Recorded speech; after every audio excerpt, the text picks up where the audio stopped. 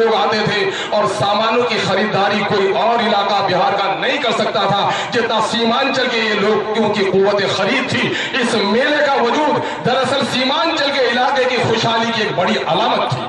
लेकिन उसके बाद भी देखेंगे कि सीमांचल के इस इलाके में बिहार के दूसरे कोने से ये सावन के महीनों में और चैत की चिपचिलाती धूप में मजदूर आकर काम करता था। और आज बिहार के दूसरे कोनों से सीमांचल में मजदूरी के लिए कोई नहीं आता है। कोई डंडा लेकर सिपाही आता है, कोई अफसर बाबू बनकर दफ्तर में आ जाता है। और यह सीमांचल का बेटा जो खुशहाल था आज दिल्ली के, पंजाब के खेतों में जाकर जल रहा है और हरियाणा के खेतों में सड़ रहा है, ईंट और पत्थर ढो रहा है। इससे बड़ी हमारी बदनसीबी और क्या होगी कि शादी के 15 दिन भी न गुजरे हैं और गांव का कारवां जब पंजाब मजदूरी के लिए जाता है तो वो अहमद और वो रामू अपनी नई दुल्हन को छोड़कर अपनी पेट के आग के खातिर पंजाब के साथियों के साथ चला जाता है। मेरे भाइयों, क्या यह सच्चाई नहीं है कि वो माँ जो कल हमारी मरती थी, हम उसके कफन का पैसा बरवत न दे पाते थे कपड़े के दुकानदारों को, लेकिन सच्ची बात यह थी कि अपने माँ के जनाजे में कंधा जरूर लगाते थे। लेकिन आज हमारी पेट की आग ने हमें मजबूर किया है कि बेटा पंजाब में है, पैसा भले ही माँ के कफन के लिए भेज दे, लेकिन माँ के आखिरी जनाजे की रस्म में अपने माँ के जनाजे को कंधा नहीं लगा सकता है, नहीं लगा सकता है। मेरे भाइयों, किन जालिमों ने हमें ये बेबस और लाचार किया। कमर झुकी हुई जिन बूढ़ों की जिंदगी आज आराम करने की थी, वो भी दिल्ली में जाकर आज ठेला चला रहा है। किन कमबख्तों ने हमारे साथ किया, किन जालिमों ने हमारे साथ किया। क्या हमारे पूर्वजों ने, क्या शराफत अली मस्तान ने, क्या जहान अली मस्तान ने, क्या हिंदू और मुसलमानों ने स्वतंत्रता की वो पवित्र लड़ाई इसी दिन के लिए देखा था? अंग्रेजों से इसीलिए लड़ाई लड़ी थी कि अंग्रेज के जालिम लोग यहां से जब चले जाएंगे, देशवासियों को जो सपना गांधी ने दिखाया था, मौलाना आजाद ने जो शराफत का पैगाम दिया था, नेहरू ने जो बराबरी का संदेश दिया था, क्या इसका यही कहना था कि आज हमारे साथ ये नाबराबरी हो? मैंने अभी कुछ देर पहले कहा है, फिर से उस बात को दोहराना चाहता हूं कि लोगों, कल 15 अगस्त का दिन था, कल देश की आजादी का दिन था, अंग्रेजों के खिलाफ देश आजाद हुआ था। आज 16 अगस्त का दिन है।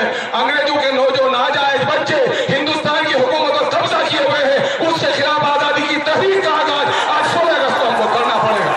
जब तक अंग्रेज के इन नाजायज बच्चों से हमारे समाज को, हमारी हुकूमतों को, हमारी सियासत को, हमारी इंतजामिया को, हमारी अदलिया को आजादी नहीं मिलेगी, तब तक न इंसाफ मिल सकता है, न तब हमारी तरक्की हो सकती है। ये बातें मैं सियासी लंतरानी के तौर पर नहीं कहना चाहता, क्योंकि इस डाइस का इस्तेमाल इन मासूम लोगों को लेकर बहुत सारे लोगों ने सीमांचल का झंडा बनाकर किया है। मैं अपने मेहमान खुसूसी जो बैरिस्टर भी हैं, वकील हैं, बड़े वकील हैं और मुकदमात लंतरानियों से नहीं लड़ते हैं, बल्कि हिंदुस्तान के पार्लियामेंट में जिन्होंने भी इनको मुकदमा लड़ते हुए देखा है, वो कॉन्स्टिट्यूशन के हवाले से लड़ते हैं। मैं उनको कहना चाहता हूं कि जनाब आली, इंसानी समाज की तरक्की का जो दारो मदार है वो दरअसल ज्ञान है।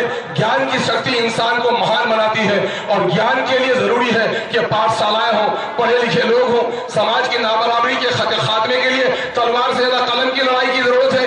लेकिन देखिए हमारे साथ किस तरह नाइंसाफी की गई।